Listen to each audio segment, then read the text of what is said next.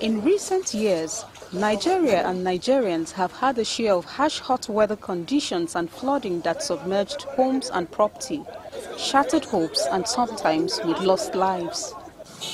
In 2012 alone, an estimated loss of 2.6 trillion naira was lost as a result of flooding in Nigeria, according to the National Emergency Management Agency, or NEMA, and the cost of relief material to the government, an estimated 17 billion naira.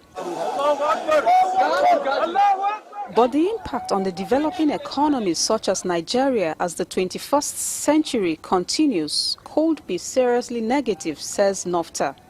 That has been our main finding, so that the countries that are already warm will suffer the biggest cost from climate change. And that is because countries that are already warm, so the average lower-income countries has a median temperature of 25 degrees Celsius. We find that for them, their annual variation in temperature is actually very small, around half a degree Celsius. And if we come to a state of the world at the end of the 21st century, where global annual temperatures have increased 4 degrees Celsius, that would be an 8-time increase in the standard deviation of annual temperatures for these countries. That's a huge, huge effect.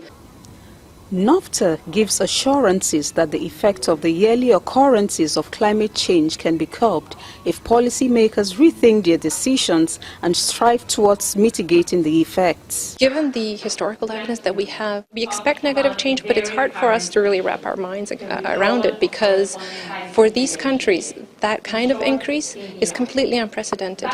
We can't really imagine a world where it's that much warmer. How many more months of extreme heat are we expected to have? It may be months more, and that's going to be a huge change and will be difficult to adapt. And that's why we say that it's important to try to adapt, especially in the coming decades.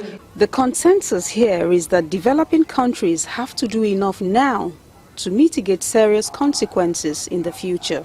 From Washington, D.C., Sarah Ifin, Channels Television News.